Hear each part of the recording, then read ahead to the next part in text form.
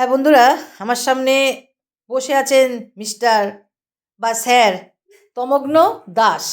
তমগ্ন, বলো তোমার কি হয়েছে?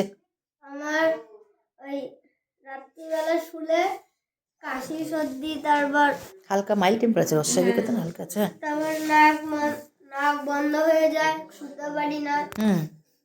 এইটা আর কি সমস্যা?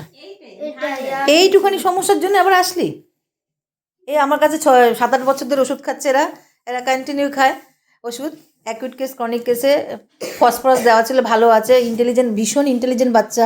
আর ফসফরাস দেওয়ার পরে যেন ওর ইন্টেলিজেন্ট আরও বেড়ে গেছে যেন মনে হয়। অস্বাভাবিক ইন্টেলিজেন্ট বাচ্চা, একদম ফার্স্ট ছাড়া সেকেন্ড হতে চাইবেই না, এরকম একটা ব্যাপারের মধ্যে এসে গেছে। আচ্ছা, তাহলে তোমার নাকটা বন্ধ তুমি বললে, তোমার নাক কখন কখন বেশি বন্ধ হচ্ছে?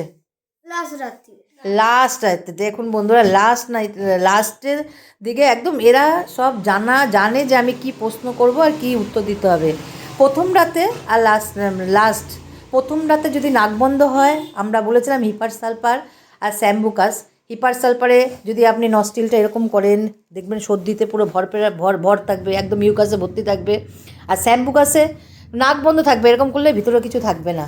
আর শেষটাতের দিকে নাক বন্ধ থাকলে এমনকার ভীষণ মিরাকেল কাজ করে। এই যে মিস্টার এরকম করো তো, যেমন আমি তোমাদের শিখিয়ে দিচ্ছি। ওই দেখো নাক বন্ধ। তাহলে আমি এমনকার 200।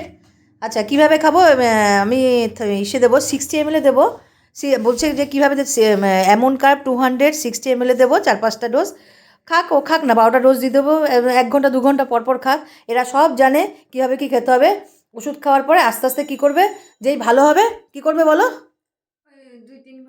হ্যাঁ, ডিউরেশনটা বাড়িয়ে দেবো। প্রথমে 1 ঘন্টা পর খাবে, যেই ভালো থাকবে, ব্যাস সব জেনে গেছে, ডিউরেশনটা বাড়িয়ে দিতে হয়। তাহলে আমি দিলাম কি, দেবো কি এখন? তাহলে এমনকার 200 বাচ্চাকে প্রেসক্রিপশান করব। ঠিক আছে বন্ধুরা, অ্যাকুইট কেস আপনারা দেখতে চাইছেন, আমি জানি। এমনকার আমাকেও বলতে হবে না, আপনারা নিজেদের সিলেকশন করে নিয়েছেন ওষুধটা এমনকার হবে। ঠিক আছে বন্ধুরা, রাখলাম।